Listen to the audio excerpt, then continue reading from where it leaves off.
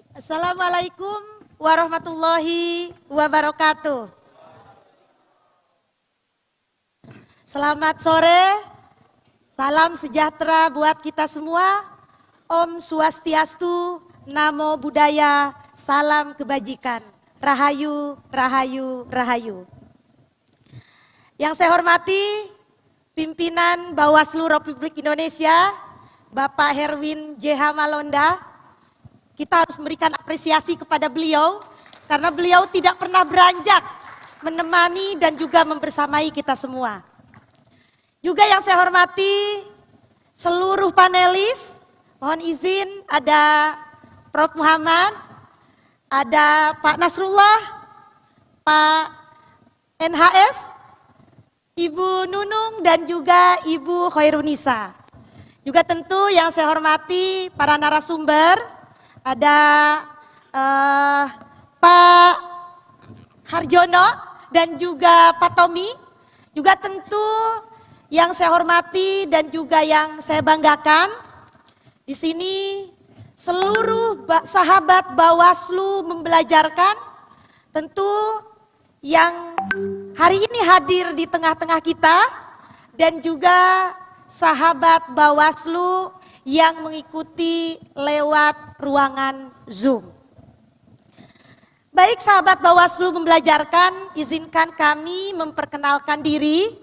Kami dari Bawaslu Provinsi Jawa Barat, saya sendiri Nuryamah, Koordinator Divisi Pencegahan dan juga Partisipasi Masyarakat. Di samping kiri saya ada Pak Harminus Koto, boleh tepuk tangan. Beliau senior kita semuanya, beliau mengampu Divisi Penyelesaian Sengketa. Dan satu lagi ada Bapak Feredi,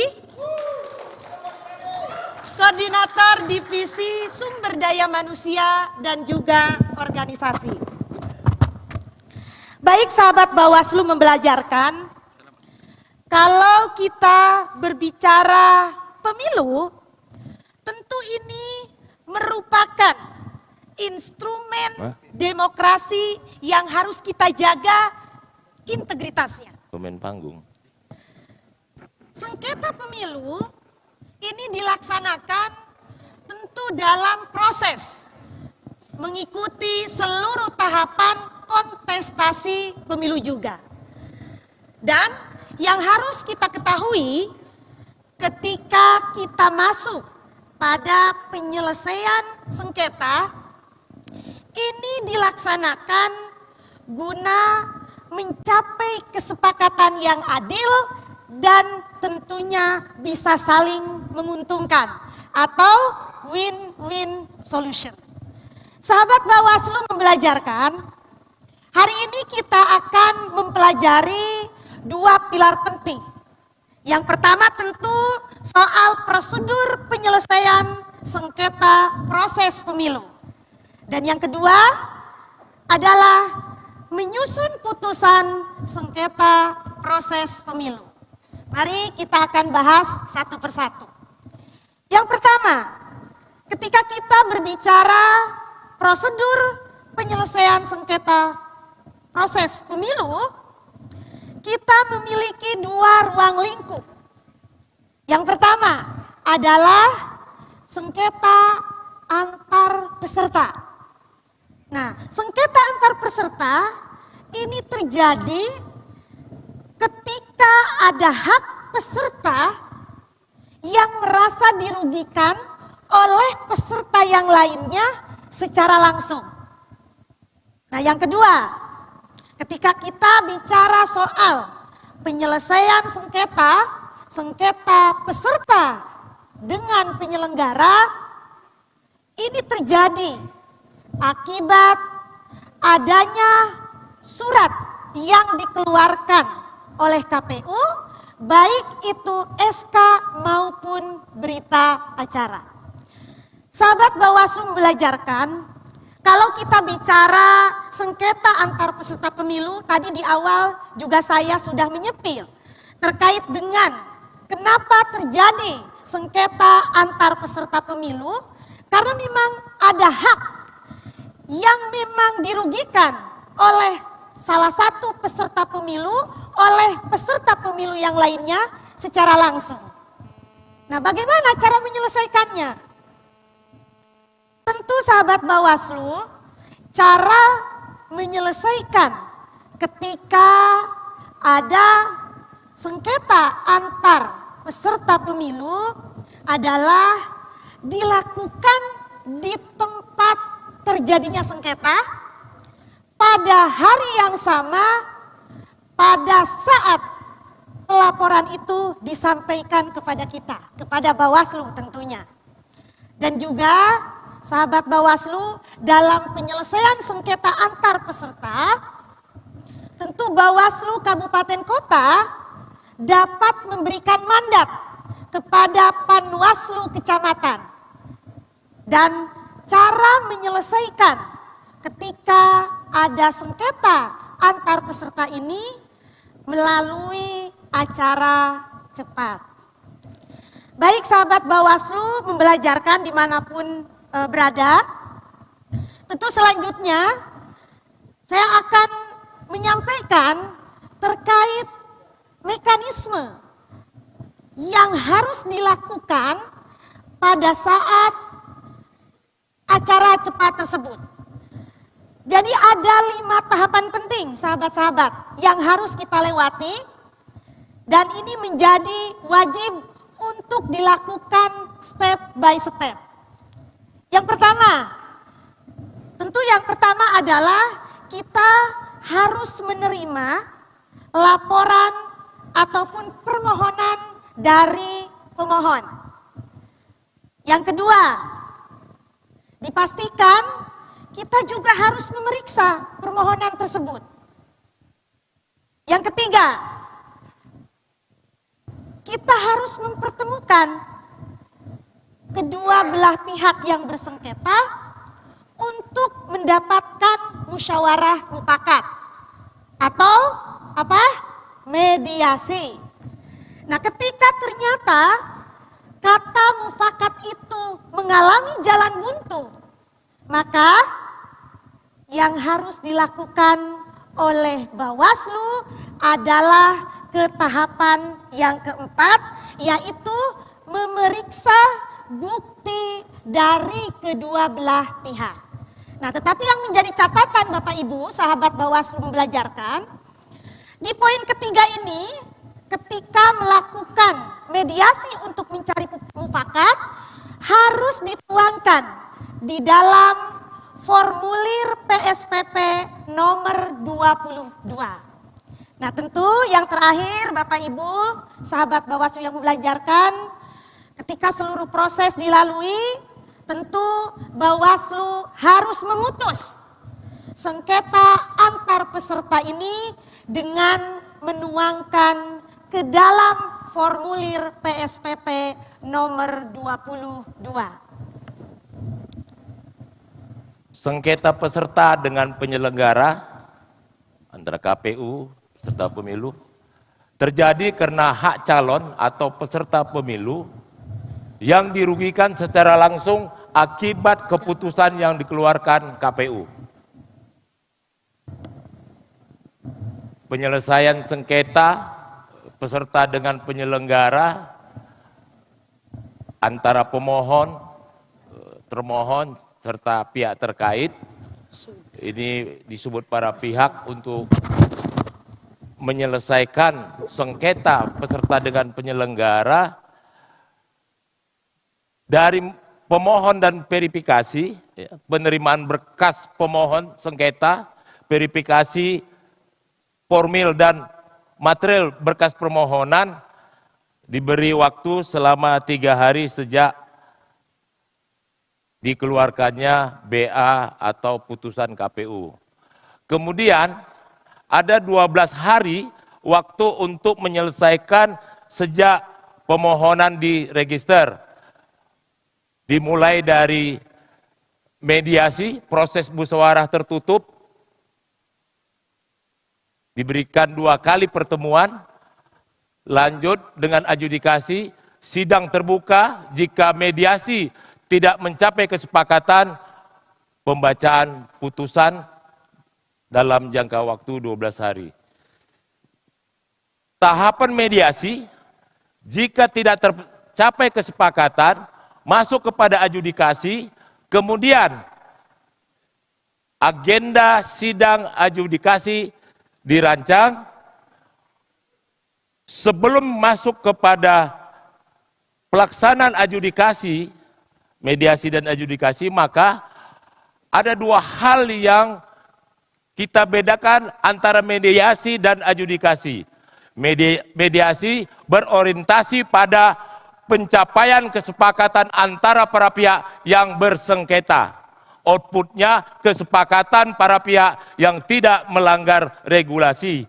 Kemudian peran mediator di sini membantu para pihak untuk mencapai kesepakatan dengan cara menggali lebih dalam persamaan kepentingan dan tujuan para pihak serta pemberian pandangan mengenai alternatif-alternatif penyelesaian sengketa yang dapat dilaksanakan.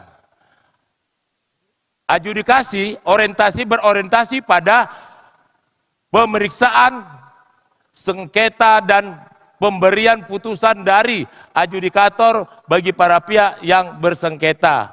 Output putusan adjudikasi. Peran adjudikator memeriksa perkara berdasarkan keterangan dan bukti-bukti yang diajukan para pihak serta memberikan putusan yang adil dengan argumentasi hukum yang akurat. Baik, Bapak Ibu sekalian, dalam prosesnya mari kita sama-sama menyaksikan video berikut ini.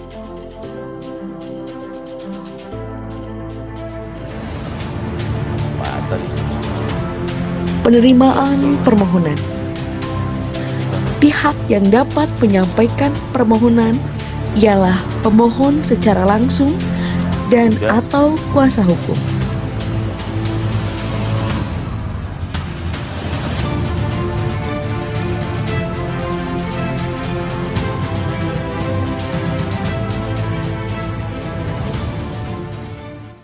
Saya Riza Resto Prastio, Bu. Rekan saya Feni Damayanti, kami dari Sekretariat Bawaslu Provinsi Jawa Barat, selaku petugas penerima permohonan penyelesaian sengketa proses pemilu.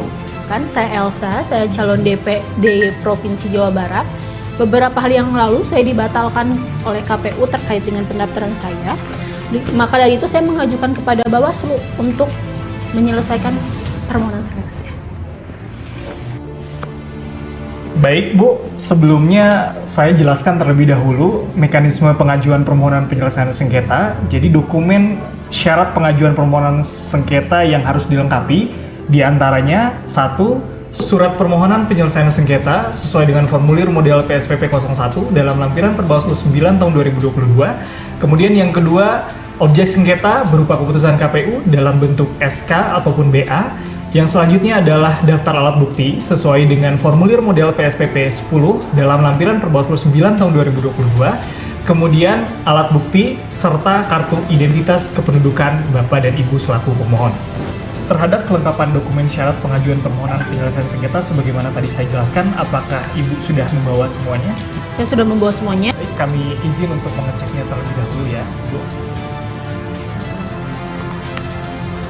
Menerima dan memeriksa kelengkapan permohonan. Objek sengketa dan alat bukti seluruhnya dilegalisir di kantor pos. Setelah dilegalisir, seluruh berkas difotokopi 3 rangkap, diserahkan ke petugas penerima permohonan sebanyak 4 rangkap, 1 berkas asli dan 3 berkas salinan atau fotokopi. Seluruh berkas dilakukan digitalisasi berupa softcopy dalam bentuk Microsoft Word, foto PDF, disimpan ke dalam CD atau flash disk untuk diserahkan pada petugas penerima permohonan. Memberikan tanda terima penyerahan permohonan kepada pemohon atau kuasa hukumnya yang dibuat sesuai dengan formulir model PSPP 03.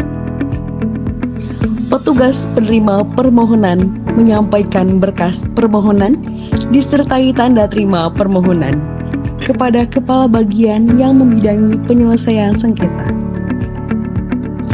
Kepala Bagian Penyelesaian Sengketa meneruskan berkas permohonan beserta tanda terima permohonan kepada Kepala Sekretariat.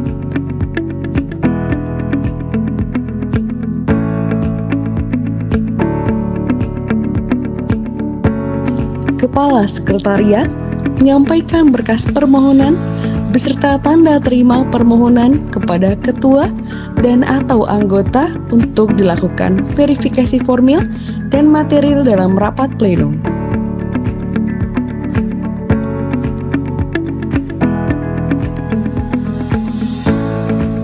Verifikasi formil dilaksanakan untuk memeriksa dokumen permohonan, objek sengketa, alat bukti tertulis, daftar alat bukti, kartu tanda penduduk pemohon, dan kuasa hukum. Adapun verifikasi material dilaksanakan untuk memeriksa uraian permohonan terkait kedudukan hukum para pihak, kewenangan Bawaslu, tenggat waktu pengajuan permohonan, pokok permohonan, objek sengketa, dan lain-lain. Hasil verifikasi dituangkan dalam berita acara hasil verifikasi permohonan penyelesaian sengketa proses pemilu sesuai formulir model PSPP 04. Dalam hal hasil rapat pleno menyatakan permohonan telah lengkap secara formil dan material, permohonan dinyatakan diregister dan dituangkan ke dalam surat pemberitahuan register sesuai dengan formulir model PSPP 06.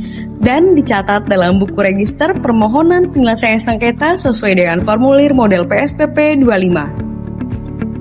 Petugas penerima permohonan menyampaikan hasil verifikasi status permohonan sekaligus panggilan mediasi kepada para pihak pada hari yang sama dengan hari penetapan keputusan rapat pleno. Assalamualaikum warahmatullahi wabarakatuh. Salam sejahtera untuk kita semua.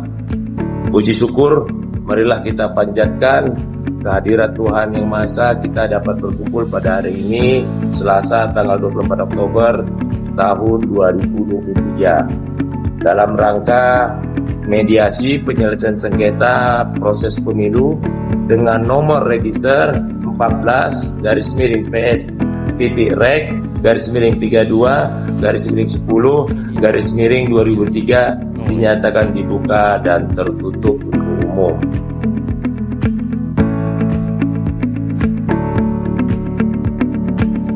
Bahwa pada mediasi yang telah dilakukan para pihak tidak dicapai kesepakatan. Jika mediasi tidak mencapai kesepakatan, maka dilanjutkan adjudikasi. Sekretaris memastikan para pihak telah hadir dan mengisi daftar hadir dilanjutkan dengan membacakan tata tertib. Adjudikasi dengan agenda penyampaian permohonan pemohon dilaksanakan 1 hari sejak mediasi dinyatakan tidak mencapai kesepakatan. Majelis adjudikasi memastikan bahwa permohonan pemohon yang akan disampaikan sesuai dengan permohonan yang telah disampaikan sebelumnya. Adjudikasi agenda penyampaian jawaban termohon dilaksanakan pada hari yang sama dengan agenda penyampaian permohonan pemohon. Majelis adjudikasi meminta kepada termohon untuk menyampaikan dokumen jawaban termohon secara tertulis melalui panitia sebelum adjudikasi dimulai. Tahapan pemeriksaan alat bukti. Majelis adjudikasi membacakan dan memastikan kesesuaian alat bukti dengan daftar alat bukti yang akan diperiksa.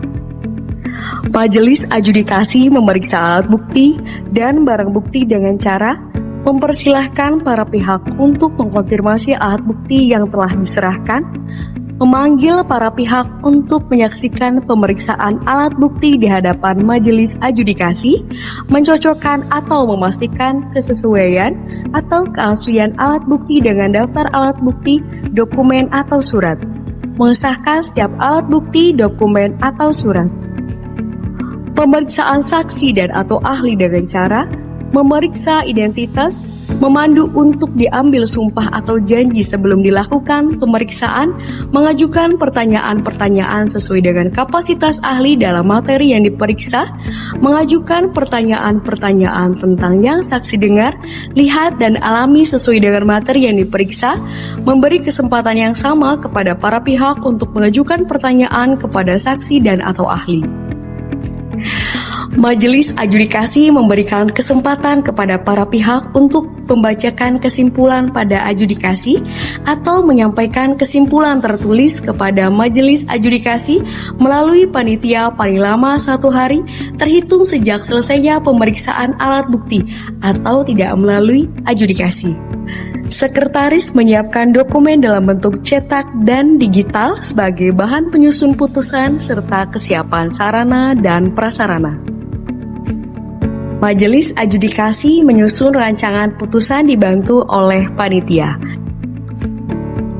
Ketua dan anggota Bawaslu, Bawaslu Provinsi atau Bawaslu Kabupaten Kota membahas dan memutuskan putusan penyelesaian sengketa proses pemilu dalam rapat pleno untuk dituangkan dalam putusan sesuai dengan formulir model PSPP 21. Memutuskan 1. Mengabulkan permohonan pemohon untuk seluruhnya.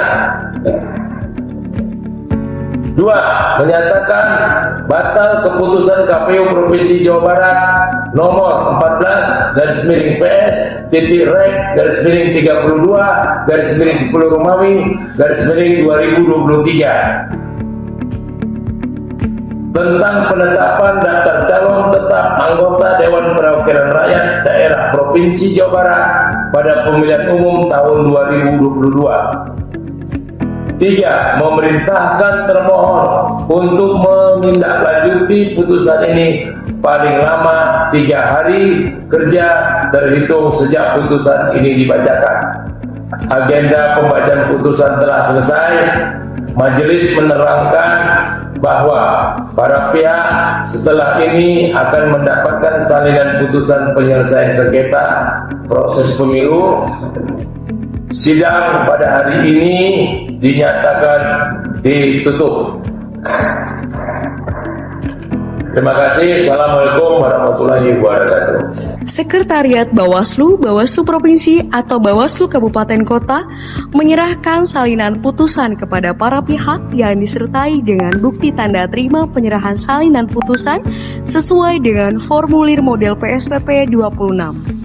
Dilanjutkan mengunggah salinan putusan ke dalam Sistem Informasi Penyelesaian Sengketa atau SIPS, membuat petikan putusan dan mengumumkan pada papan pengumuman di kantor Sekretariat Bawaslu Provinsi.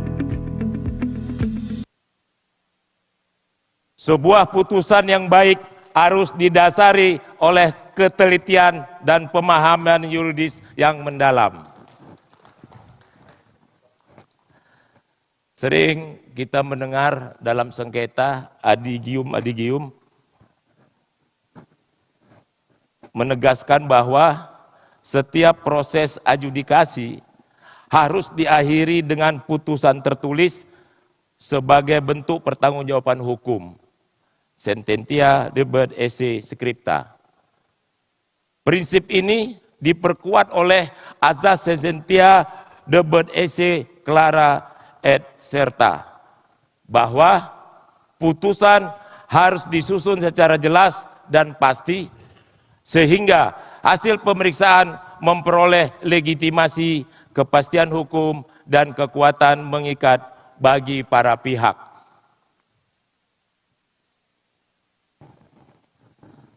Sahabat Bawaslu membelajarkan kita masuk pada penyusunan putusan proses di layar. Bentuk putusan penyelesaian sengketa antar peserta dituangkan dalam model PSPP 22, contohnya. Kemudian bentuk putusan terjadinya kesepakatan sengketa peserta dengan penyelenggara dituangkan dalam formulir PSPP P19, ini contohnya. Bentuk putusan adjudikasi dituangkan dalam model PSPP 21.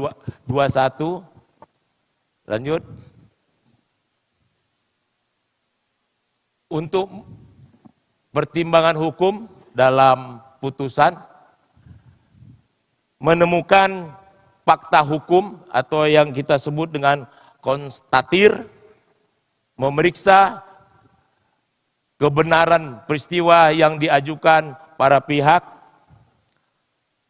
Proses berlangsung sejak pemohon, jawaban, hingga pemeriksaan bukti dan saksi.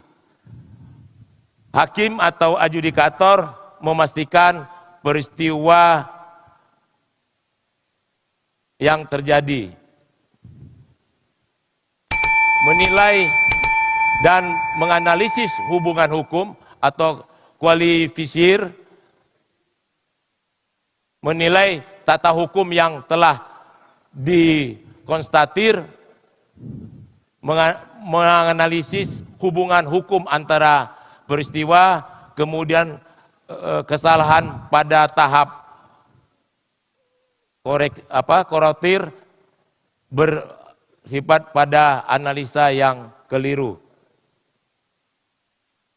Terakhir, menetapkan hukum dan memutus, konstituir,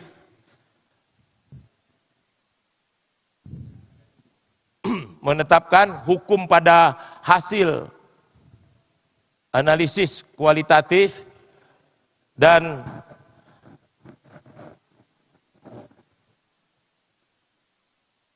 menggunakan sigolisme, membandingkan unsur norma dengan fakta, menarik kesimpulan serta deduktif dalam menuangkan ke dalam putusan.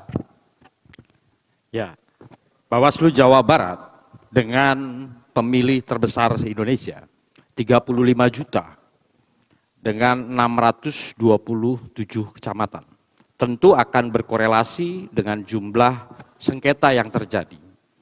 Dan perlu kita apresiasi bahwa Bawaslu Republik Indonesia sudah mengantisipasi dengan melaksanakan pelatihan mediator kepada kita semua, Bawaslu Provinsi maupun Bawaslu Kabupaten Kota se-Indonesia.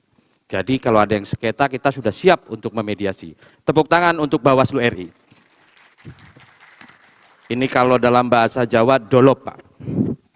Yang berikut, Bapak-bapak, Ibu-ibu, penyelesaian sengketa antar peserta di kecamatan seprovinsi Jawa Barat di pemilu dan pemilihan. Ini ada 34 permohonan kalau di pemilu, dengan 34 sepakat dalam mediasi. Ini terjadi di 31 kecamatan. Yang berikut adalah di pemilihan, ada 16 permohonan sepakat dalam musyawarah. Ini terjadi di 14 kecamatan. Selanjutnya penyelesaian sengketa antar peserta dan penyelenggara di kabupaten kota dan provinsi Jawa Barat. Ini di pemilu 2024 ada 23 permohonan dengan 18 sepakat mediasi, 3 putusan adjudikasi. Dan di pemilihan 2024 ada 14 permohonan, 1 sepakat mediasi, 7 putusan adjudikasi. Dengan total penyelesaian sengketa di Jawa Barat itu berjumlah 87 sengketa. Selain itu, Bawaslu Jawa Barat juga telah melakukan pelatihan simulasi penyelesaian sengketa antar peserta di 627 kecamatan sebanyak 1.881 orang secara langsung non-anggaran. Ini yang luar biasa. Dan putusan penyelesaian sengketa bukan sekedar administrasi, melainkan produk hukum yang mencerminkan keadilan sebagai penjaga integritas pemilu. Bapak-bapak, ibu-ibu, belum selesai, tenang. Tenang. Bapak-bapak, ibu, bahwa sebetulnya slide ini kita buat dengan sempurna. Tapi karena kesempurnaan itu punya Tuhan, maka kita rubah. Itu yang pertama. Yang kedua, slide ini Bapak Ibu sekalian, ini adalah tentang sengketa, tentang pola-pola pengadilan di pemilu. Kalau kita sangat baik, Pak, nomenklatur Bawaslu itu akan berubah. Apalagi ada Prof. Muhammad yang sangat setuju untuk mendorong peradilan pemilu sesuai dengan putusan MK nomor 97 tahun 2013 kalau tidak salah. Apalagi ada Mbak Nisa, favorit saya, ngefan. Saya sudah download RUU KUHP dan saya baca terus. Karena di situ memang agak menggeser Bawaslu menjadi Badilu ya kalau tidak salah. Badilu. Ya, demikian Bapak Ibu, teman-teman, pimpinan dan para juri, mohon maaf kalau ada salah-salah kata.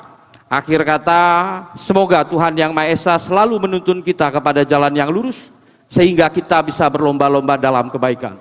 Wallahul muwaffiq ila aqwamit thoriq billahi fi sabilil haq fastabiqul khairat.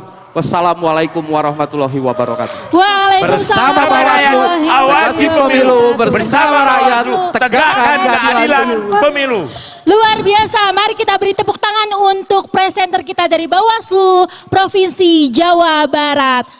Baik, Bapak Ibu semuanya, lanjut ke sesi selanjutnya, yaitu telah hadir juga bersama kita di tengah-tengah kita narasumber pendamping yang akan memberikan penguatan materi yang sama topiknya seperti presenter kita yang telah memaparkan tadi, yaitu Bapak Dr. Harjono yang akan memaparkan materi terkait adjudikasi dan penulisan putusan. Kepada Bapak Dr. Harjono kami persilakan. Beri tepuk tangan yang meriah untuk narasumber kita pada kali ini.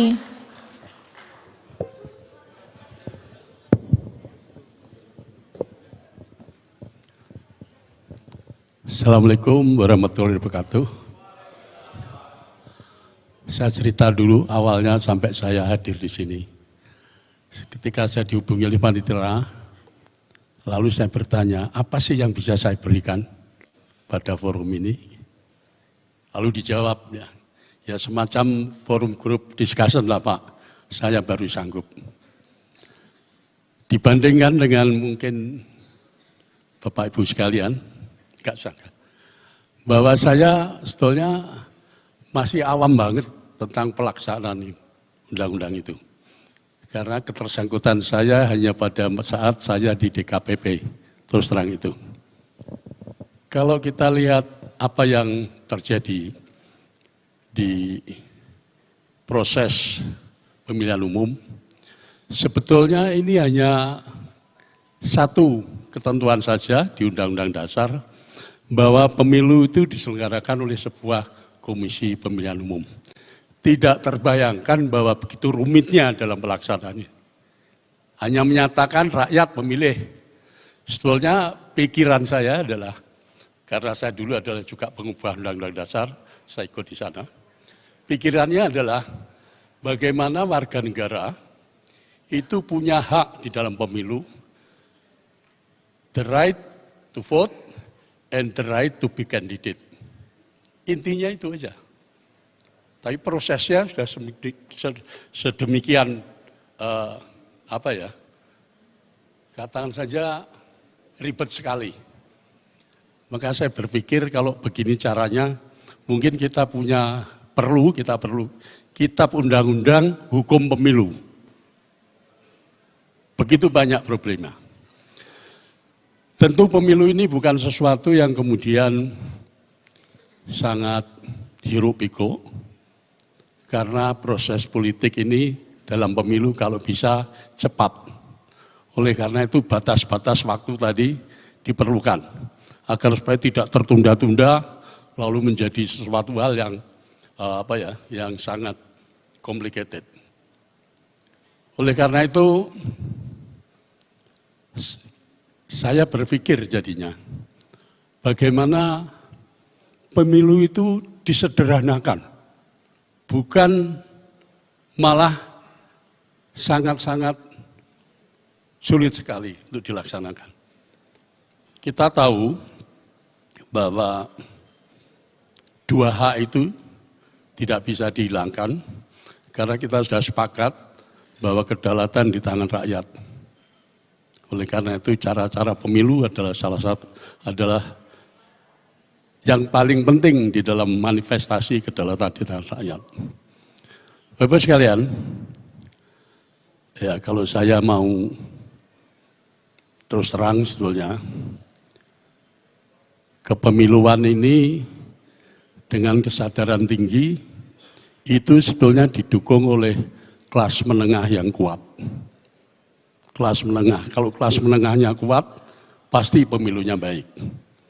Tapi yang terjadi sekarang adalah, kalau saya bisa menilai, kelas menengah kita ini, saya tidak tahu harus bagaimana. Hanya dalam posisi mediocre saja. Kenapa?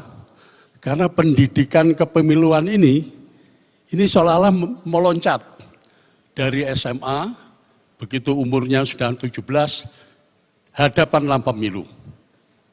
Oleh karena itu saya bisa melihat bahwa pemilu ini harusnya menjadi, saya setuju dikatakan, ini adalah persoalan strategi kebudayaan. Bukan persoalan hanya siapa pemilih, lalu pergi bagaimana, ini adalah strategi kebudayaan. Strategi kebudayaan itu dimulai kapan? Sejak dini. Sejak dini. Sejak dini itu apa? Ya, kalau di dalam demokrasi, maka pilar yang harus bersama-sama demokrasi itu adalah hak asasi manusia. Pemilu tanpa di backup oleh hak asasi manusia, menurut saya adalah satu hal yang nonsens. Dan pemilu itu sendiri tidak sama dengan majority. Kalau pemilu itu adalah segalanya yang dimenang oleh mayoritas, maka sekali pemilu dilaksanakan, ada mayoritas, sekali itu juga dibunuh demokrasi. Karena di dalam pemilu nantinya harus ada satu toleransi. Toleransinya mana? Toleransinya di batas-batas. Mana? Mati.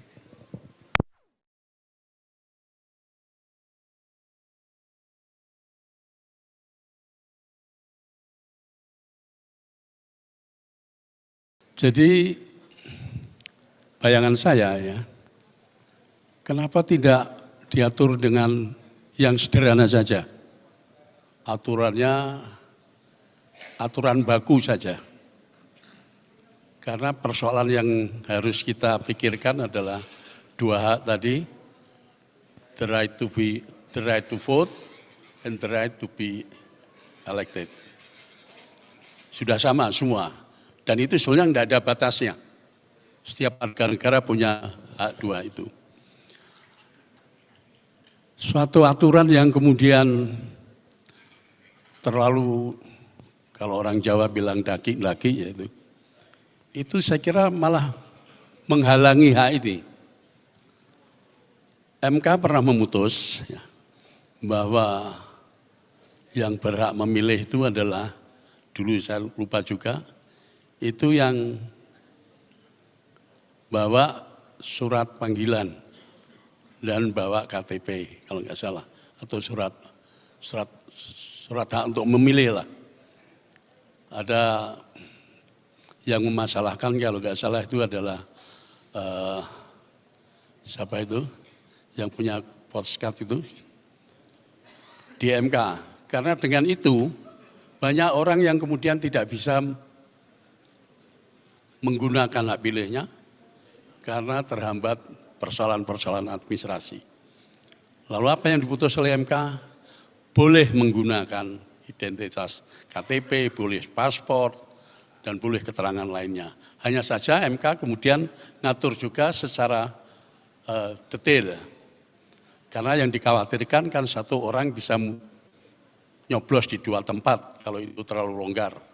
Maka penggunaan itu pun juga dibatasi berapa waktu sebelum ditutup.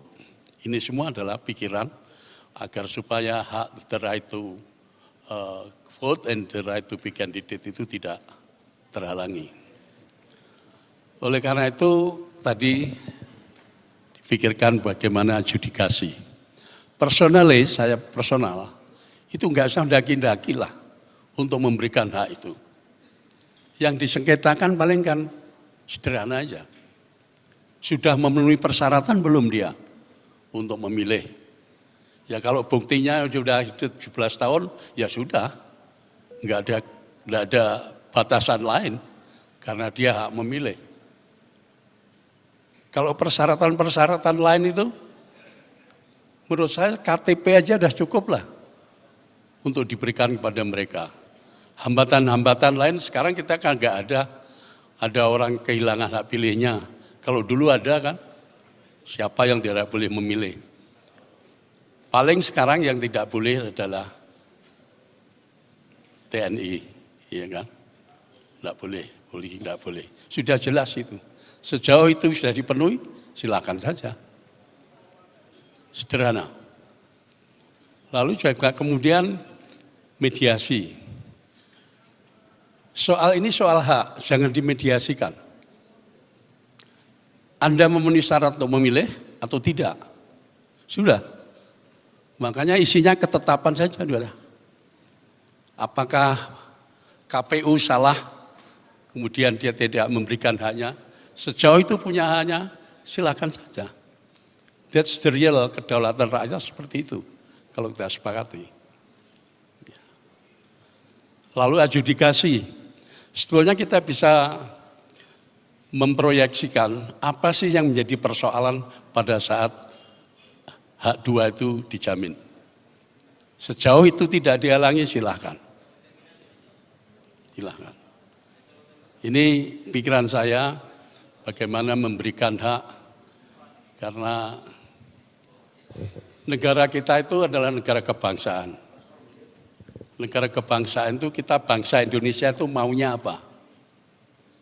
Maunya adalah alinea terakhir Undang-Undang Dasar mensejahterakan dan mewujudkan keadilan sosial bagi seluruh rakyat Indonesia. Itu tujuannya. Negara itu organisasi yang diperlukan saja untuk mensejahterakan seluruh rakyat Indonesia. Jangan sampai negara itu kemudian menghalang-halangi untuk itu. Itu yang terjadi. Kapan itu terhalangi? Adanya privilege-privilege tertentu. Privilege dari mana? Privilege dari ketentuan-ketentuan yang dibuat. Satu hal yang menjadi pikiran saya adalah untuk itu diserahkan kepada DPR karena undang-undang. Apakah di dalam pembuatan undang-undang pemilu tidak menimbulkan privilege-privilege juga?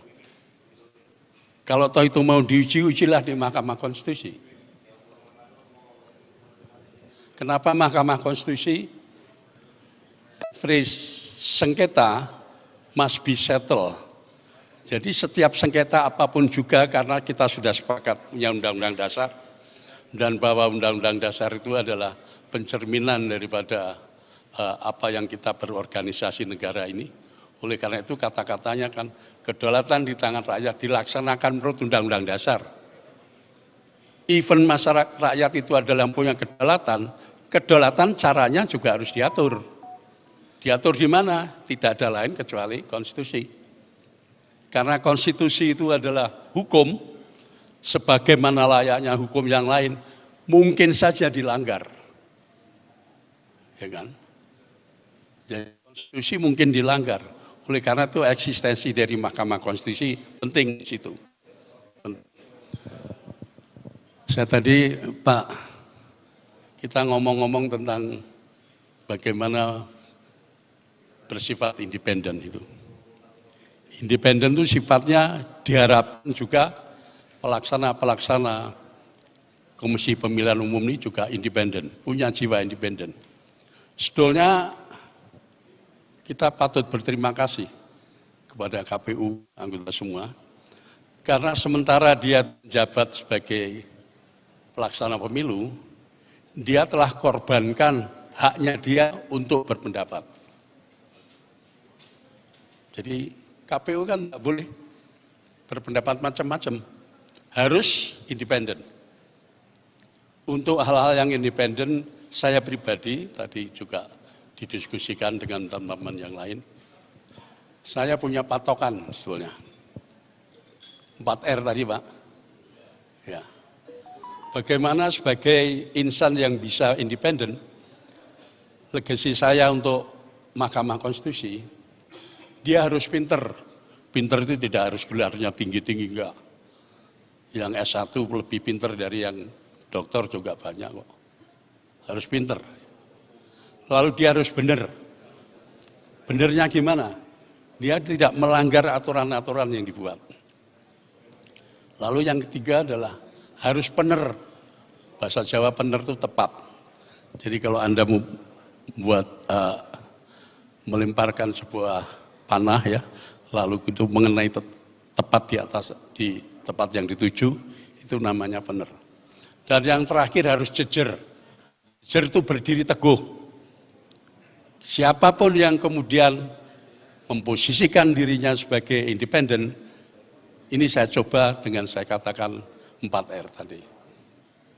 Oleh karena itu independence harus dijaga. Jadi kriteria-kriteria itulah yang harus kita lakukan. Kita juga melihat di dalam ketentuan Undang-Undang Dasar bahwa fungsi partai politik itu sangat penting. Apa yang tidak dipunyai oleh partai politik?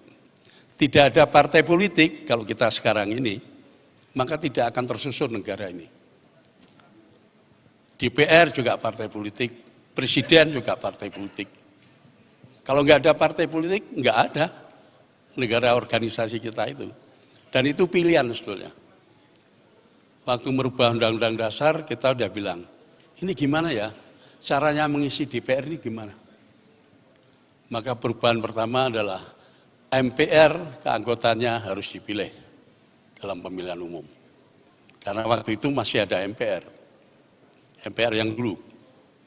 Dan MPR yang dulu itu, kadang ada orang yang romantika ya, romantisme. Kan enak MPR yang dulu. Siapa yang enak? Yang enak presiden. Siapapun presidennya dengan sistem yang dulu, itu akan dienakkan oleh Undang-Undang Dasar yang belum diubah. Coba, satu lembaga tertinggi negara yang akan memilih presiden, yang bisa mengimpeach presiden, itu dibuat oleh undang-undang. Satu lembaga negara tertinggi yang membuat yang di bawahnya. Siapa presiden? Kenapa presiden? Bunyi Undang-Undang Dasar adalah presiden memegang kekuasaan pemerintahan. Setiap undang-undang dibuat oleh presiden dengan persetujuan DPR. Makanya ini, mohon maaf nih, saya harus nyinggung-nyinggung yang lain. Karena ada kaitannya dengan penegakan konstitusi. Dulu, irah-irah undang-undang itu, Presiden Republik Indonesia dengan persetujuan DPR. Sekarang seharusnya bukan itu. DPR, karena lembaga pembuat undang-undang sekarang DPR. Bukan presiden. Kan dibuat di dalam perubahan Undang-Undang Dasar. DPR memegang kekuasaan legislatif. Setiap rancangan undang-undang itu harus dibahas bersama DPR dan presiden. Jadi sebetulnya undang-undang itu yang penting naskahnya adalah naskah persetujuan bersama presiden dan DPR. Karena ada undang-undang yang kemudian tidak ada tanda tangan presiden di situ. Padahal bunyinya adalah presiden. Tentu disebut presiden, itu pastinya ada yang tanda tangan. Karena ada undang-undang yang nggak ditanda tangan presiden. Zaman Megawati dulu ada, undang-undang tidak tahu sekarang. Saya tidak mengikuti, tapi ada. Jadi bagian-bagian itulah yang kemudian harus kita pikirkan bersama. Bagaimana pertama adalah mudahkanlah rakyat ini untuk menggunakan how to atau hak untuk memilihnya dan hak untuk dipilih. Tidak ada batasan sama sekali. Cuma ya tadi karena ada kekuasaan-kekuasaan negara yang kemudian ini overlap, lalu menjadikan apa yang kita khawatirkan oligarki. Ini yang mestinya berpikir berpisah, tapi karena ini overlap. Oleh karena itu, di dalam membuat satu sistem ketatanegaraan ini harus jelas. Harus jelas. Partai politiknya juga harus jelas. Kita itu punya partai kan nggak ada bedanya satu dengan yang lain. Nggak ada bedanya. Apakah ini perlu ideologi? Ya semua sudah kita Pancasila. Tapi artinya apa? Nggak jelas juga. Nggak jelas juga. Program-programnya ya itu nomor 2 dulu lah. Yang nomor 1 adalah bagaimana populer. setelah populer. Kita dulu sudah membayangkan di dalam panitia ad hoc itu, nanti jangan-jangan presiden kita itu bisa artis yang terkenal. Kan hampir terjadi itu. Siapa yang bertanggung jawab kalau sampai terjadi seperti itu? Partai harusnya yang bertanggung jawab. Partai harusnya bertanggung jawab. Oleh karena itu kalau ada teman Pak Ferry tadi ya, mengatakan bahwa persoalan kita adalah persoalan partai juga. Makanya ada ide-ide bahwa partai kita ini partainya negara. Oleh karena partainya negara, harus dapat anggaran juga dari negara. Itu salah satu pikiran yang sudah menjadi pikiran banyak ahli-ahli politik. Bagaimana kalau partai itu juga menjadi bagian dari negara. Yang terjadi sekarang memang, kalau Jabar tadi sempat untuk menyelesaikan itu, ya memang ketentuannya seperti itu. Tapi bagi saya sendiri, itu lama itu. Ya kan? Itu lama. Padahal sederhana saja. Anda punya hak, oke. Apa punya hak dasarnya? KTP, ya, umur. Lalu, to right to be candidate, ada syaratnya. Ya. Anda punya, tapi untuk jadi ini ijazahnya harus ini. Aslinya harus ini. Itu semua, kalau ada lewat, dan itu persoalannya bisa antar calon itu, kecuali DPD, itu bisa satu partai loh kemungkinan. Iya kan? Bisa dengan partai lain lah. Kalau satu partai gimana? Yang berhak untuk menyalonkan itu adalah partai. Ya, siapa yang direkomendasi oleh partai? Partainya sendiri pecah. Ada yang merekomendasikan dari sekjennya, tapi tidak dari ketuanya. Kan bisa terjadi seperti itu. Ini hal-hal yang harus diatur dalam ketentuan undang-undang. Sehingga kita bisa, ya kalau ada orang kemudian tidak jadi calon, jadi restui oleh partainya, ya biar saja itu urusan partainya sendiri.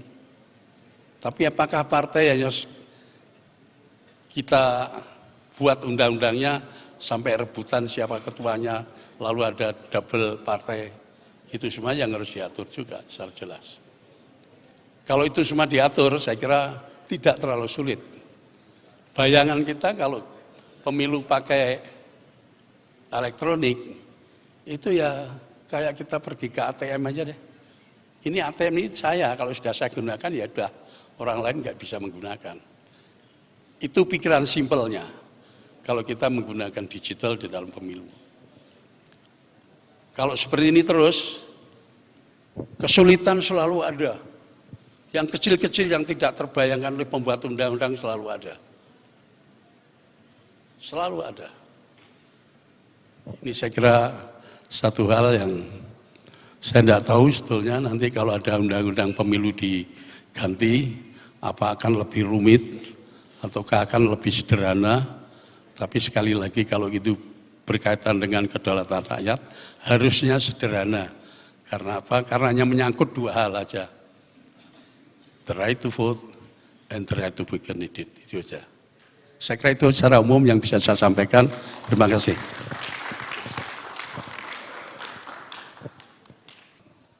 Contoh kasus dulu, Bang. Oh.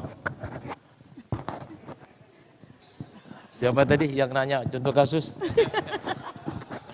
Ini ada beberapa kasus dan kita juga udah di-upload di Bawaslu ya. Berteman dong dengan Bawaslu Jabar. Ya, Kota Cimahi ya, terkait dengan pemilihan kepala daerah. Itu juga kita di awal mengabulkan permohonan-permohon untuk diperpanjang waktu ya, pada saat itu. Kemudian Kabupaten Tasikmalaya, putusannya kita menolak. Kabupaten Tasikmalaya ada 2 permohonan, tapi di akhir muncul di MK. Ya. Kemudian dijadikan alasan untuk bersengketa ke Mahkamah Konstitusi, tapi ditolak di Mahkamah Konstitusi kecuali terkait dengan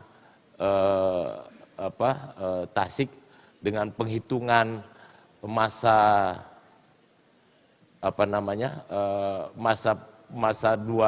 satu periode di Kabupaten Tasik Malaya.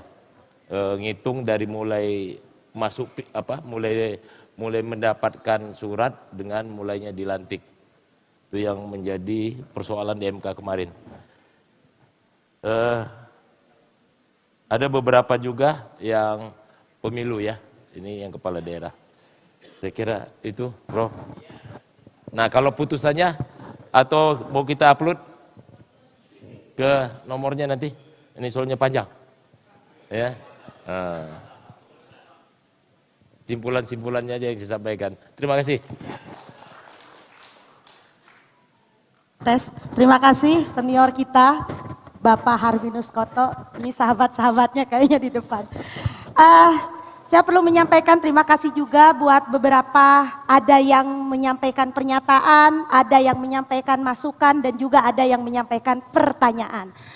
Mungkin saya akan menjawab apa yang berhubungan dengan Bawaslu Provinsi Jawa Barat.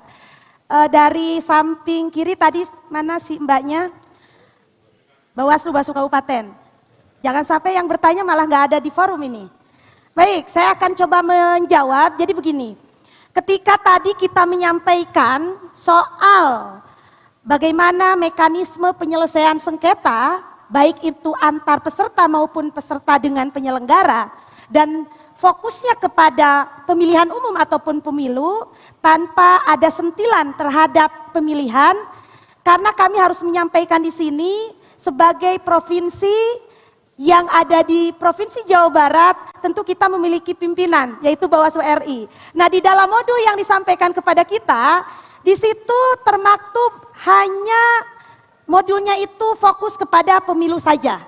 Tetapi saya kira tadi juga kita sudah menyampaikan sepilan-sepilan sedikit, ini kan hanya persoalan nomenklatur aja yang berbeda. Kalau di pemilu, ketika bicara penyelesaian sengketa tersebut, menggunakan metode adjudikasi dan juga mediasi.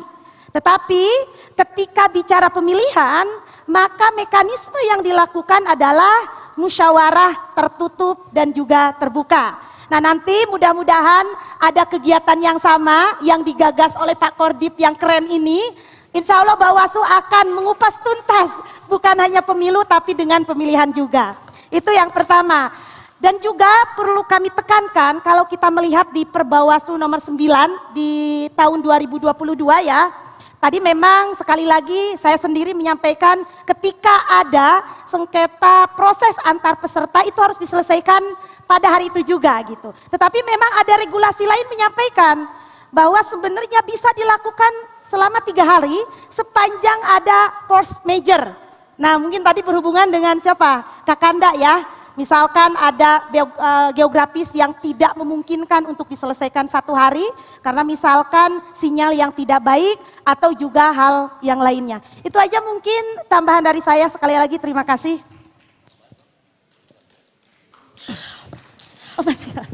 Baik, terima kasih Bapak Ibu untuk tanggapannya. Kita beri aplaus untuk Bawaslu Provinsi Jawa Barat.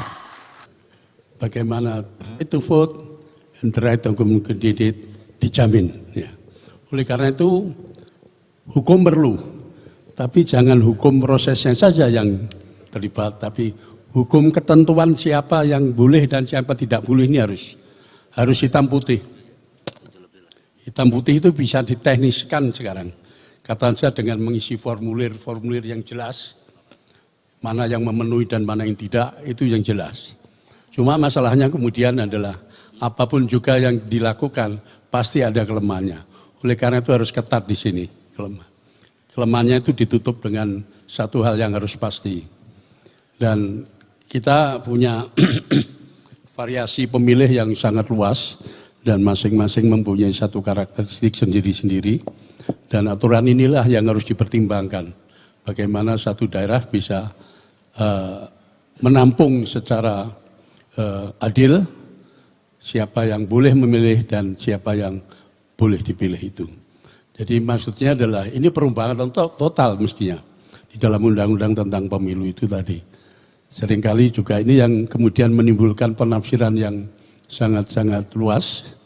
Oleh karena itu, polyinterpretable ini harus kita batasi dengan cara, kalau perlu itu dibuat satu aplikasi yang jelas lah. Kalau waktunya katanya aja, dulu di MK itu pada saat boleh diajukan nanti tidak itu dipasang satu jam dinding dan bisa dilihat. Date kalau sudah habis waktunya ya tutup. Kalau kita ini bisa masukkan dalam satu aplikasi, tentunya juga harus terbuka bahwa aplikasi ini memang benar, maka penyimpangan-penyimpangan bisa dikurangi. Saya tidak mengatakan bahwa itu tertutup, tapi bisa dikurangi. Itu saya kira yang perlu dipertimbangkan dalam hukum-hukum pemilu ini. Terima kasih. Baik, terima kasih Bapak Dr. Harjono atas respon yang telah disampaikan. Kita tepuk tangan sekali lagi untuk Bapak Dr. Harjono. Baik, selanjutnya kita akan masuk ke sesi tanggapan oleh tim penilai Bapak Ibu. Saya persilakan Bapak Ibu tim penilai untuk memberikan respon. Terima kasih. Boleh ditayang slide saya? Iya, kurang kerjaan. Baik,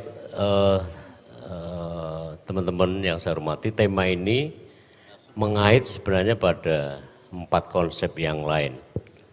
Electoral Justice Systems, kemudian Alternative Dispute Resolution, yang kemudian berkembang dan dikembangkan menjadi Electoral Dispute Resolution. Yang secara sadar, para pembentuk undang-undang, kalau Bu Nunung masih ingat, suatu hari Sabtu di tahun 2010, kita mendiskusikan itu dan kita menyumbang sehingga membangkitkan apa yang kita sebut sebagai penyelesaian sengketa ini. Yang pada waktu itu masih belum ideal, tetapi kemudian setelah Undang-Undang Nomor 1 tahun 2015 di Pilkada tahun 2015 itu sudah dilaksanakan oleh Bawaslu Kabupaten Kota. Yang waktu itu kita masih ingat itu adalah proses transisi menuju Bawaslu Kabupaten Kota. Yang kemudian pada era Prof. Muhammad ketika membahas Undang-Undang Nomor 10 tahun 2016 kemudian makin diperkuat. Dan pembentuk undang-undang kemudian mempercayakan dengan begitu rupa mengenai alternatif dispute resolution. Diadopsi dari kasanah penyelesaian sengketa di luar pengadilan secara umum dalam kasanah ilmu hukum yang dikenal secara luas dan dalam pemilu untuk mengurangi tensi. Nah, karena itulah Bapak Ibu semua, selain itu kemudian ada penerapan teknologi informasi dalam pemilu yang kita juga sudah terapkan, sementara Bawaslu pada proses-proses administrasi saja. Karena KPU juga enggak ada yang mengkait dengan soal ini. Situng dan segala macam itu kan dikritik oleh Bawaslu. Karena memang tidak ada mandat undang-undang kecuali sidale. Situng, sipung, silon dan segala macam. Saya kira saya setuju karena justru seperti Prof. Harjono tadi sampaikan tadi memang itu justru jadi burden, jadi penghalang untuk penetapan dua hal. Jadi Bapak Ibu semua, yang namanya pemilu itu sebenarnya untuk dua hal saja. Yang namanya right to vote dan right to be candidate. Itu semua nggak boleh terhalangi oleh sistem administrasi apapun. Itu tadi sentral pemikiran dari Pak Harjono tentang soal itu dan saya setuju. Kemudian yang semuanya itu bahwa semua tindakan, prosedur, keputusan yang berkenaan dengan proses pemilu itu harus berbasis pada hukum. Dan dalam rangka untuk apa? Untuk memulihkan pada dua hal tadi, hak-hak elektoral, hak memilih dan hak dipilih. Di sini saya ingin selipkan, saya agak memberi masukan kepada Bawaslu, ketika misalnya paslon nomor Ganjar, Anies itu, kemudian kan dia sudah mendaftar, ya di satu tempat ada sekitar 45 deh kasus yang saya catat di Indonesia. paslon Ganjar dan paslon Anies itu ya, sudah dijadwalkan untuk mengisi kampanye, tapi kemudian oleh pihak pengelola kemudian dibatalkan tanpa pemberitahuan. Apa sikap KPU dan sikap Bawaslu sama? Ialah itu bukan, dalam tanda kutip lah, bukan seperti urusannya jajaran KPU, jajaran Bawaslu di daerah. Itu menurut saya menyalahi dengan sangat prinsipal mengenai hak memilih dan hak dipilih. Begitu penetapan paslon, penetapan calon, itu berarti tanggung jawab ada di KPU dan Bawaslu. Kalau Anda tidak lakukan ini, Anda tidak paham mengenai kode etik penyelenggara pemilu yang berlaku secara internasional, yang mengatakan bahwa Anda itu, kita itu melayani hak memilih dan hak dipilih. Bahkan kalau Anda periksa di Deklarasi Hak Asasi Manusia, yang sebentar lagi akan kita peringati, kayaknya sudah ya, 10 Desember ya. 10 Desember itu di artikel 21 sampai 23, bahkan hak dipilih itu, dan kemudian diadopsi dalam Undang-Undang Hak Asasi Manusia kita, itu disebut di duluan, ya, hak dipilih itu, baru hak memilih. Gitu. Jadi maksud saya adalah, kita perlu yakin bahwa kita harus berbasis pada konsep, yang konsep itu meninggikan kualitas terhadap soal itu. Dan punya dua konsekuensi, korektif ya, dan punitif. Korektif itu memodifikasi, mengubah, memulihkan. Dan punitif adalah menghukum jika kemudian ada pelanggarannya. Di DKPP soal ini sudah tuntas, tetapi di KPU dan Bawaslu masih remang-remang. Dan saya kira kita harus dorong supaya pemilu makin clearly ya, supaya kepastian hukum makin ditinggikan. Yang berikutnya, sedikit aja. Mekanisme penyelesaian sengketa ini bagi Bawaslu adalah mahkota loh. Mahkota karena makin jelas peranan Bawaslu. Karena saking menonjolnya, maka sejumlah organisasi masyarakat sipil supaya menempatkan eudikasi sebagai upaya mempertahankan Bawaslu dan kemudian menjadi Badilu, aneh namanya. Badilu. Nah, itu yang sebenarnya mengacu pada itu. Lalu serta-merta menghilangkan fungsi pengawasannya.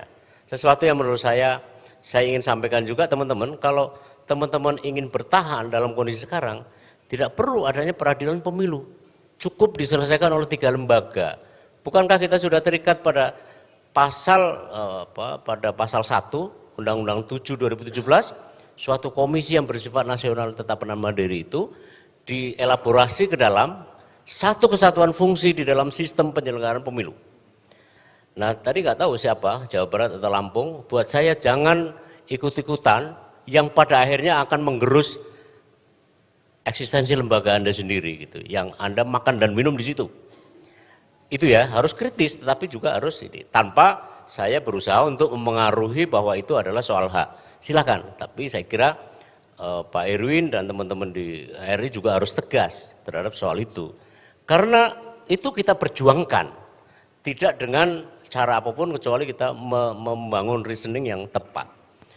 Nah, yang kedua saya ingin sampaikan, saya ada riset yang pada intinya perlu ada perbaikan yang cukup signifikan terhadap Siwaslu, sikap lapor dan SIPS ya. Ya begitulah, saya enggak tega untuk mengatakan yang terlalu jauh, ya begitulah pokoknya. Jadi apa yang dilakukan teman-teman Lampung itu ilusi gitu loh. Tapi kok bisa gitu, itu luar biasa. Tapi kan saya menangkapnya niat baiknya aja. Kemudian yang ketiga, kelemahan terbesar buat saya ya. Ini maaf saya otokritik aja, kelemahan terbesar Bawaslu hari ini adalah soal data. Bahwa data itu harus merefleksikan riwayat. Kapan diterima, kapan ditreatment, kapan diputuskan, kapan kemudian ditindaklanjuti. Data harus memuat itu, 5W plus 1H. Ya, baik tentang penanganan pelanggaran administrasi pemilu, pidana pemilu, kode etik pemilu, kemudian sengketa proses dan perselisihan hasil pemilu harusnya tercatat dengan baik. Saya mau bertanya, Berapa data tentang praktek politik uang hari ini? Ada angkanya, tetapi tidak punya riwayatnya. Saya berharap sejak dulu, Bu Nunung ya, Bawaslu sebagai center of excellence ya. Dan saya kira itu harus dilakukan. Karena itu merefleksikan tentang peradaban. Serius, tentang peradaban. Di DKPP saya berhasil meyakinkan. Lalu membentuk IKEP, Prof. Muhammad ya masih ingat. Dan di Bawaslu belum, sayang sekali. Nah saya berharap karena Pak Irwin punya pikiran maju, ada Pak Kapus punya pikiran yang sejenis, saya kira harus kita benahi. Saya punya riset tentang itu dan dibiayai oleh Bawaslu sendiri. Tapi saya tidak keluar kemana-mana karena saya merasa terlampau sayang terhadap lembaga ini. Dan karena itu yang penting jalan keluarnya. Tahun depan jika memungkinkan kita akan perbaiki terus. Mudah-mudahan memberi manfaat. Terima kasih. Ya, baik, saya tambahkan ini adalah dua hal ya. Pertama terkait sistem penanganan laporan digital. Tadi saya melihat apa yang sudah disampaikan oleh Lampung, ya sayang banget Lampung yang dapat ya yang nggak ada kasus ya. Tapi setidaknya saya tadi berharap Anda bisa memberikan gimana sih digital yang telah dibuat itu ya. Sehingga itu kita nggak ngelihat. Karena saya sedikit banyak tahu tuh bagaimana kemudian proses itu disusun ya. Kita bicara memang data itu suatu hal yang nggak mudah. Kebetulan waktu itu saya divisi hukum dan penanganan pelanggaran, waktu itu masih kecil kami. Itu ketika mengkonsolidasikan data di seluruh Panwaslu provinsi itu tidaklah mudah, itu masih Panwas ya. Apalagi saat itu teman-teman sudah mulai berakhir dan sebagainya. Makanya salah satu penguatan yang kami rekomendasikan kepada DPR adalah Bawaslu itu harus permanen karena semua data, semua berkas itu harus ada yang menjaganya. Nah saya namun sampai sekarang, tadi saya tidak melihat itu, jadi saya agak menyayangkan minimal tadi ada mekanisme itu. Karena yang saya tahu sampai sekarang ya, itu belum maksimal seperti tadi Pak NHE sampaikan. Padahal dulu saya punya mimpi ya, saya kira mimpi ini sampai sekarang belum terwujud. Bagaimana ketika mengkonsolidasikan data di setiap daerah ya. Dan itu menjadi tantangan karena saya tahu persis bagaimana waktu itu Bu Yusti juga meminta kepada jajaran itu tidak mudah ya. Karena apakah itu ketidaksamaan pemahaman dan sebagainya. Satu lagi yang menjadi PR menurut saya adalah ini ketika bicara penanganan pelanggaran data, kan itu seolah-olah sudah ada pelanggaran. Tapi sebelumnya ada mekanisme pengawasan yang kalau kita sekarang katakan bukan pengawasan, pencegahan lah. Kan ada seharusnya hasil karya dari para pengawas ketika mengawasi suatu tahapan. Dan kemudian kalau itu ada dugaan pelanggaran, maka kan tentu harus diteruskan. Nah ini kayak saya melihat ini seperti ada tembok ya, tembok antara divisi pengawasan atau pencegahan sekarang namanya ke divisi penanganan pelanggaran. Saya merasa ini harus dibongkar. Kita makin lama kok semakin besar tapi kayak semakin terpisah-pisah. Itu kan korelasi, di situ ketika penanganan pelanggaran kan adalah hasil apa? Hasil dari pengawasan. Dan ini yang saya melihat perlu dievaluasi tentu dengan teman-teman di jajaran Bawaslu RI ini penting sekali. Terus terkait dengan SIPS ini ya, saya juga tadi sebenarnya berharap ya ada mekanisme itu yang saya pengen tahu nih gambarannya seperti apa tentang SIPS ini.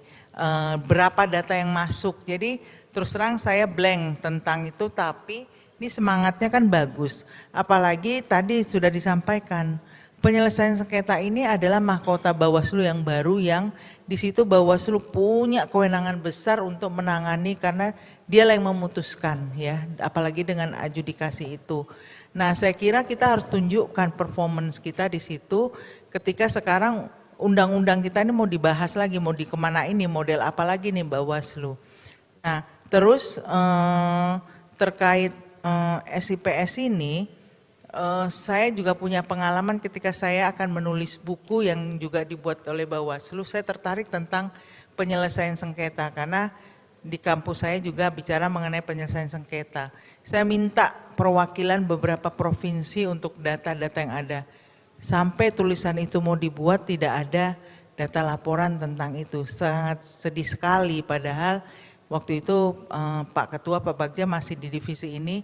sangat bangga ketika peresmian itu dan semua. Jadi saya mohon maaf, ya seperti Pak Enahes katakan, autokritik juga untuk kita semua. Sayang sekali kalau semua, apakah itu bentuk digitalisasi, kalau semua akhirnya tidak dijalankan, hanya sekedar launching, tapi setelah itu tidak ada. Dan ini memang saya akui itu tantangan terberat. Waktu kami pun masih kecil merasa bahwa oh ini nggak mudah. Oh karena Panwasnya belum permanen, tapi sekarang udah permanen, udah besar, SDM-nya sudah banyak, tapi ini juga belum maksimal. Jadi menurut saya ini menjadi hal yang menarik dan tadinya saya berharap banyak dipresentasikan di situ ya, tapi nggak apa-apa. Mungkin juga karena ada hal-hal yang memang nggak bisa maksimal disampaikan. Saya kira dari saya sudah cukup, silakan. Terima kasih, saya sedikit saja terkait dengan digitalisasi dan pengelolaan data. Bicara penggunaan teknologi memang tidak bisa tidak kita pakai instrumen teknologi dalam pemilu kita, walaupun dari sisi pungut hitungnya kita masih manual, tapi di tahapan yang lain kan memang memanfaatkan teknologi. Nah salah satunya tadi ya pelaporan berbasis teknologi termasuk juga pengelolaan datanya. Tadi yang disampaikan Bu Nunung terkait data, bagi publik itu sulit sekali mencari data. Kalau punya kenalan dengan personil komisionernya mungkin bisa minta secara langsung, tapi terkadang ketika data itu tidak tersajikan gitu ya, apalagi datanya ada tapi masih hard copy. Nah itu buat peneliti, buat kampus, nah itu biasanya akan sulit mengolah data itu padahal itu sangat dibutuhkan. Nah memang tantangannya besar gitu ya, walaupun dorongannya saya rasa sudah cukup panjang. Memang perlu komitmen dari selain dari orangnya ya, bagaimana melembagakan ini gitu loh. Data itu bisa bukan hanya tersedia tapi formatnya juga data terbuka, bisa diolah lagi oleh publik dan harapannya publik bisa mengembangkan data-data tadi. Di pemilu-pemilu sebelumnya saya rasa di zamannya Bu Nunung, Pak NHS dan Pak Muhammad juga, bahwa masyarakat itu mau kok berpartisipasi ketika data itu terbuka, misalnya bikin platform pelaporan dari masyarakat. Itu kan masyarakat nggak bisa sendiri, sumber datanya harus dari lembaga yang punya otoritas, dalam hal ini Bawaslu. Jadi harapannya ini bisa terlembagakan sehingga pemilu-pemilu kita lebih partisipatif ke masyarakat. Itu aja dari saya, terima kasih. Usul aja ya, karena ini kan sesinya udah terakhir nih, jadi Baik, Bapak. biar kami berlima bisa sampaikan. Saya ingin mengingatkan saja bahwa transparansi itu sesungguhnya adalah bagian pertanggungjawaban institusi Bawaslu ini kepada publik. Dan itu yang saya agak kaget juga ketika teman-teman dari Lampung, lalu itu nggak ada data di situ. Padahal sebenarnya mohon maaf nih, kasus Pasewaran dalam pilkada itu ada laporannya sesungguhnya ya terkait dengan soal ijazah palsu itu dan terkena diskualifikasi kan. Demikian juga seingat saya pilkada di kabupaten apa yang terpilih jadi paslon tunggal namanya Pak Jonci yang jadi. Masih ingat nggak? Yang kasus Pak Jonci atau apa itu. Nah, tapi paling tidak Pasewaran lah kira-kira begitu itu. Jadi minimal sebenarnya ada yang bisa diperoleh ya, informasi itu terkait dengan soal kepada kami ini. Nah yang kedua, salah satu yang saya suka dari forum ini adalah ketika teman-teman yang berada di atas mampu menyampaikan dengan apa adanya persoalan-persoalan yang teman-teman hadapi itu dan bagaimana sebenarnya Anda lakukan semua proses itu, terutama pertanggungjawaban Anda sekali lagi kepada masyarakat ini. Karena mereka lah yang sesungguhnya akan menilai institusi ini. Jadi distrust itu terjadi ya karena kita sendiri. Karena kita sendiri. Nah, oleh sebab itu sebenarnya Bapak Ibu sekalian, ada pola yang sebenarnya yang memang harus dibangun keseimbangan di dalam forum ini. Jadi Pak NHS ini sering memberi kita bekal, Prof. Muhammad ini sering memberi kita bekal, Bu Nunung dan seterusnya. Memberi bekal terkait dengan soal pengayaan. Para narasumber pun juga memberikan soal pengayaan yang kira-kira. Itulah yang menjadi referensi teman-teman dalam menjalankan satu roda yang namanya pengawasan yang betul-betul substansinya masuk di situ tuh. Substansinya masuk. Jadi jangan sampai lagi terjadi di kemudian hari seolah kita tidak berdaya, tidak melakukan apa-apa di mata publik. Ya benar dari teman yang ada di belakang, jangan sampai kita sering melakukan sesuatu tetapi sebenarnya persoalan substansi itu. Nah, saya kasih contoh misalnya gini. Soal adjudikasi, teman-teman Jawa Barat menyampaikan hanya soal mekanisme, prosedur. Setiap kali BIMTEK pun juga itu terus tuh berulang-ulang, setiap tahunnya itu terus, berganti tahun itu lagi. Tapi pernah nggak kira-kira soal pengayaan tentang paradigma berhukum pemilu itu ditransfer kepada teman-teman sampai pada tingkat Bawaslu provinsi yang memang ranah mereka untuk melakukan proses adjudikasi itu. Beragam nih, beragam punya pandangan itu. Jadi Prof. Harjono, kehadiran beliau sebenarnya memberikan kita satu perspektif bahwa hukum itu kira-kira itu tidak semata-mata banyak nih di dalam soal aliran-aliran berhukum sesungguhnya. Nah, aliran-aliran atau mazhab itulah yang kira-kira yang perlu diperkaya oleh kita-kita semua ini. Nah, sayang sekali Jawa Barat hampir sempurna ya dalam perspektif saya, tetapi itu yang saya butuhkan sebenarnya, sedikit ngupas sehingga bisa mengetahui sebenarnya pandangan dalam konteks berhukum pemilu itu seperti apa yang sehingga itu menjadi referensi teman-teman dalam hal mengeluarkan suatu putusan. Terima kasih. Assalamualaikum warahmatullahi wabarakatuh. Digital itu dikendalikan oleh manusia. Tadi sahabat saya Dr. Tommy Sumakul sudah menegaskan itu. Jadi kuncinya sebenarnya manusia. Sehebat, secanggih, apapun juga yang namanya aplikasi digital itu ada remote controlnya pada seorang yang punya integritas. Jadi saudara-saudara, oke, saya melihat bagus Anda sudah familiar dengan digital karena itu dunia kita hari ini. Sekali lagi kalimat saya, kita tidak boleh menghindar tapi kita menghadapi dengan bijak dan cerdas. Untuk menghadapi bijak dengan cerdas ada 5 resep dari saya, namanya 5 kerja. Pertama kerja fokus, ya, kemudian yang kedua kerja cerdas, yang ketiga kerja jujur, yang keempat kerja keras, dan terakhir kerjasama. Saya ulangi ya, supaya dicatat. Untuk sampai pada sebuah performa pelaporan digital itu, adalah yang paling menentukan di antara mesin, money, dan seterusnya. Untuk itu Anda harus bekali diri Anda dengan 5 kerja.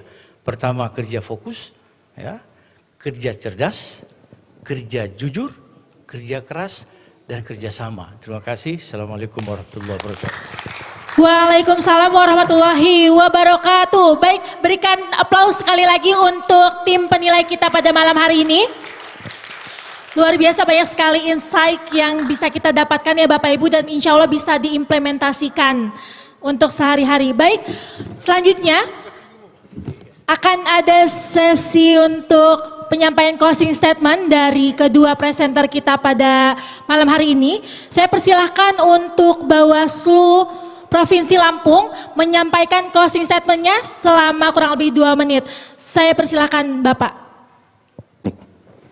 Oke, terima kasih para Dewan Juri.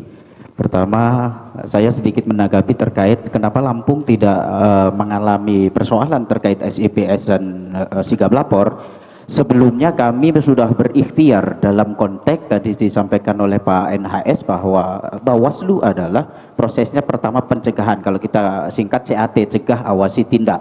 Dan kita di Lampung sudah melakukan upaya-upaya pencegahan selama masa tahapan sebanyak 7.696 upaya pencegahan.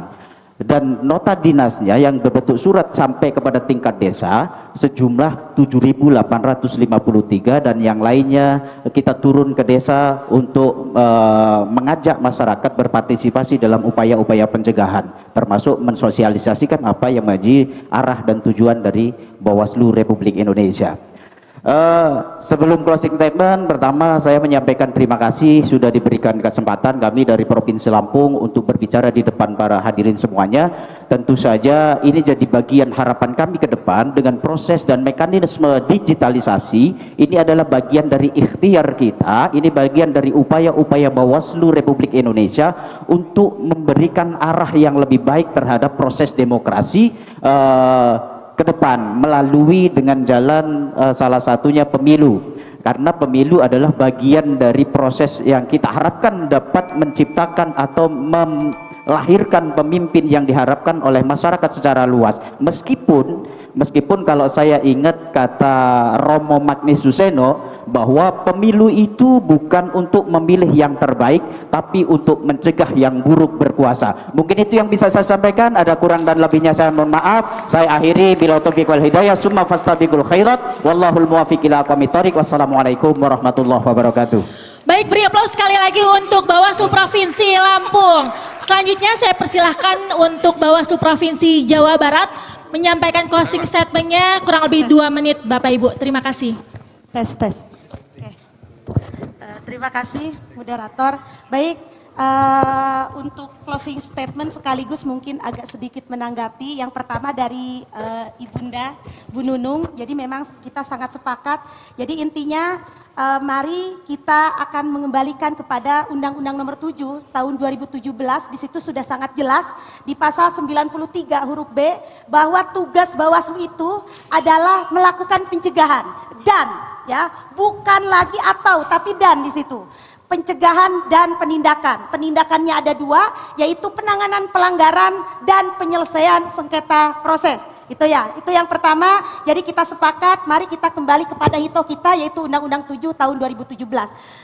Saya izin juga menanggapi dari, bukan menanggapi, mungkin menyampaikan Bapak Nasrullah yang terhormat. Jadi memang ketika bicara apakah Bawaslu Provinsi Jawa Barat memaksimalkan penyempurnaan ikhtiar dalam memberikan pemahaman soal tadi tidak hanya mekanisme prosedur terkait penanganan pelanggaran dan juga penyelesaian sengketa proses.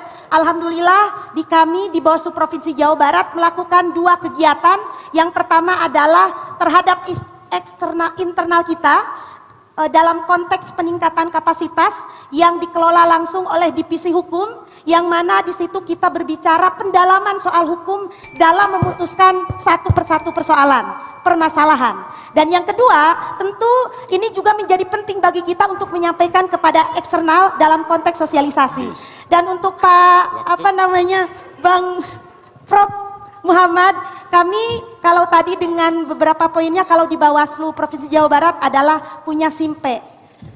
Soliditas, integritas, mentalitas, dan profesionalitas. Sahabat Bawaslu, membelajarkan. Kita sudah belajar soal sengketa. Ada 2 wajah. Wajah yang ramah saat memediasi dan wajah yang tegas saat adjudikasi. Ini Manado, jangan lupa 3B, Bunaken, Bubur Manado, dan Bawaslu membelajarkan. Terima kasih. Assalamualaikum Luar biasa, berikan aplaus untuk presenter kita dari Bawaslu Provinsi Jawa Barat.